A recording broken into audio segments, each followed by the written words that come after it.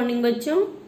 आशा करती हूँ कि आप स्वस्थ होंगे और जहाँ भी होंगे कुशल पूर्वक होंगे।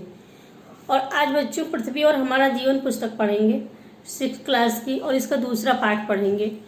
तो पाठ का नाम है पृथ्वी और चंद्रमा। पृथ्वी धरती जहाँ पर हम सब लोग रहते हैं, और चंद्रमा भी आप लोगों ने देखा है। पूर्णिमा की रात को पूरा चंद्रमा निकलता है, बहुत उजाला होता है, चांदनी खूब छिटकी रहती है, बहुत अच्छा लगता है। तो पृथ्वी और चंद्रमा के विषय में जानकारी प्राप्त करेंगे। बहुत ही अच्छा पाठ है ये, आप लोग इसको ध्यान से पढ़िए पूरी एकाग्रता के साथ। तो पहले इस पाठ को हम पढ़ेंगे और इसमें जो महत्वपूर्ण बिंदु हैं उन पर चर्चा करेंगे, और आप लोग पुस्तक में देखेंगे, पढ़ेंगे, इसको पाठ को तैयार करेंगे। तो आइए पढ़ते हैं। रात के समय आकाश में दिखाई देने वाले आकाशीय पिंडों में चंद्रमा प्रमुख है।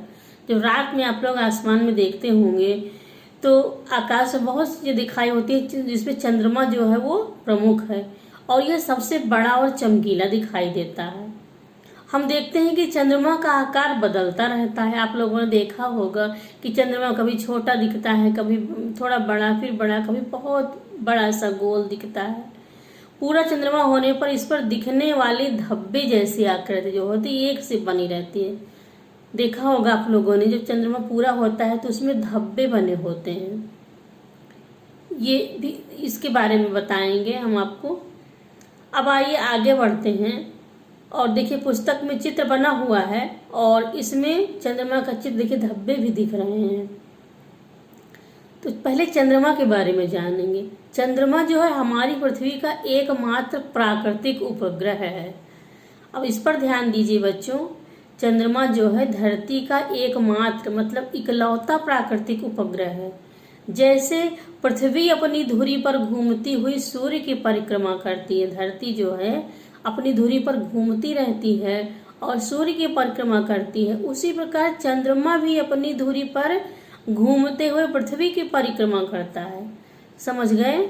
जैसे पृथ्वी अपनी धुरी पर घूमते हुए सूर्य की परिक्रमा करती है, उसी प्रकार चंद्रमा अपनी धुरी पर घूमते हुए पृथ्वी की परिक्रमा करता है, और इसके साथ साथ चंद्रमा सूर्य की भी परिक्रमा करता है। इस प्रकार चंद्रमा दो कार्य करता है।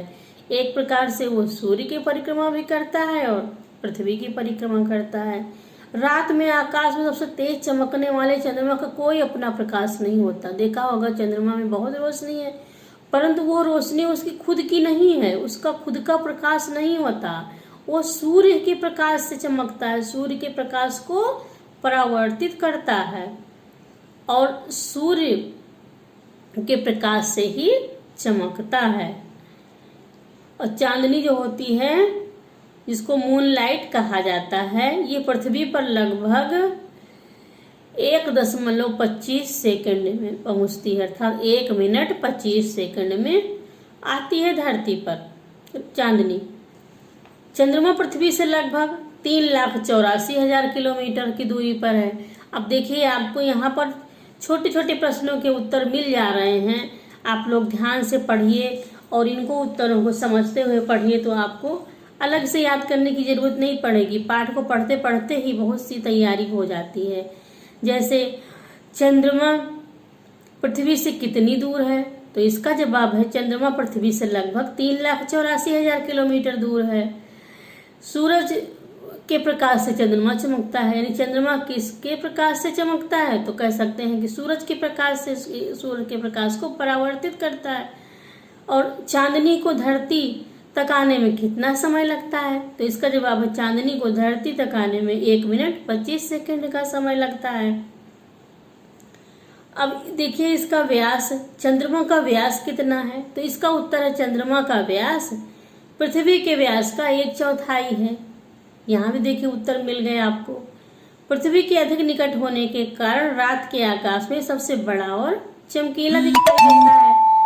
देखा होगा कि रात में बहुत सारे तारे दिखते हैं।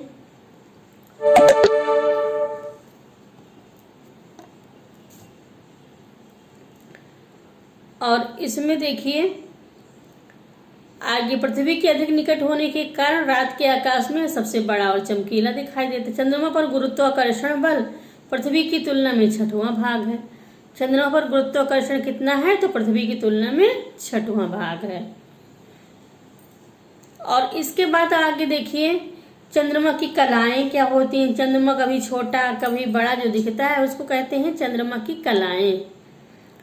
जैसे चंद्रमा एक हंसिया जैसी आकृति से शुरू होकर के हर रात बड़ा होते होते थाली जैसा गोल हो जाता है, और इसके बाद यह सिलसिला इसका घटने का शुरू होता है और घटते घटते बिल्कुल छिप जाता है। इसके बाद यह बढ़ना शुरू होता है। इस प्रकार इसका क्रम चलता रहता है। जिस रात चंद्रमा थाली सा गोल दिखाई देता है उस रात को पूर्णिमा कहते हैं। जिस रात चंद्रमा बिल्कुल नहीं दिखाई देता उसको अमावस्या कहते हैं। एक महीने में एक बार पूर्णिमा होती है और एक बार अमावस्या होती है। चंद्रमा के आकार में प्रतिदिन आने वाले इस बदलाव को हम चंद्रमा की कलाएं कहते हैं। अमावस्या से पूर्णिमा तक के पखवाड़े को शुक्ल पक्ष कहा जाता है। अब देखिए प्रश्न आया शुक्ल पक्ष किसे कहते हैं, तो कह सकते हैं कि अमावस्या से पूर्णिमा तक के पखवाड़े को शुक्ल पक्ष कहा जाता है। पूर्णिमा से अमावस्या तक घटते चंद्रमा के पखवाड़े को कृष्ण पक्ष कहा जाता है। पृथ्वी के घूमने के कारण एक पूर्णिमा से दूसरी पूर्णिमा तक अपनी कलाओं को पूरा करने में चंद्रमा को 29 दिन 12 घंटे और 44 मिनट लगते हैं। इसको चंद्रमास कहते हैं। तो इसका जवाब है, जैसे पूछा जाए चंद्रमास किसे कहते हैं, तो इसका जवाब है पृथ्वी के घूमने के कारण एक पूर्णिमा से दूसरी पूर्णिमा तक अपनी कलाओं को पूरा करने में चंद्रमा को 29 दिन 12 घंटे और 44 मिनट लगते हैं। इसको चंद्रमास कहा जाता है। और जो होते हैं विशाल अंतरिक्ष और विभिन्न खगोलीय पिंड या चंद्रमा सूर्य, हमेशा से हमारे मन में जिज्ञासा, उनको देख के तमाम प्रकार के प्रश्न उठते हैं मस्तिष्क में। तो इसके लिए आधुनिक विज्ञान और तकनीकी के विकास ने मानव को अंतरिक्ष में झांकने और वहां की यात्रा करने में समर्थ बनाया। तमाम प्रकार के प्रश्न मानव मस्तिष्क में उत्पन्न हुए, तो मनुष्य के अंदर वहां जाने की इच्छा उत्पन्न हुई, अंतरिक्ष में जाने की इच्छा उत्पन्न हुई, और शक्तिशाली दूरदर्शी अर्थात टेलीस्कोप बनाए गए, अंतरिक्ष यान रॉकेट का आविष्कार किया गया। इस प्रकार मनुष्य को इस योग्य बनाया गया कि वह बाह्य अंतरिक्ष के बारे में जानकारी प्राप्त कर सके। और जो वर्तमान रूस है, जिसका पहले का नाम सोवियत संघ था, वहां के यूरी गागरिन जो थे पहले व्यक्ति थे जिन्होंने अंतरिक्ष यात्रा की। तो सबसे पहले अंतरिक्ष में जाने वाले व्यक्ति कौन है, तो इसका जवाब है यूरी गागरिन। 12 अप्रैल 1961 को वो ओस्तोक 1 नामक अंतरिक्ष यान से उन्होंने पृथ्वी की परिक्रमा की थी। रॉकेट की सहायता से मनुष्य चंद्रमा पर भी पहुंच गया। 20 जुलाई 1969 को संयुक्त राज्य अमेरिका का अपोलो 11 नामक अंतरिक्ष यान चंद्रमा पर पहुंचा, और इस यान से जानने वाले नील आर्मस्ट्रांग पहले व्यक्ति थे जिन्होंने चंद्रमा पर कदम रखा। नील आर्मस्ट्रांग पहले व्यक्ति थे चंद्रमा पर जाने वाले। उनके एक सहयात्री मतलब साथ में जाने वाले एडविन एल्ड्रिन और माइकल कॉलिंस 2 व्यक्ति उनके साथ गए थे। और अब तक जो खोजें हुई हैं उन पर चंद्रमा पर वायुमंडल नहीं है, इसलिए वहां पर सांस लेने में दिक्कत होती है, इसलिए वहां पर जीवन भी संभव नहीं है।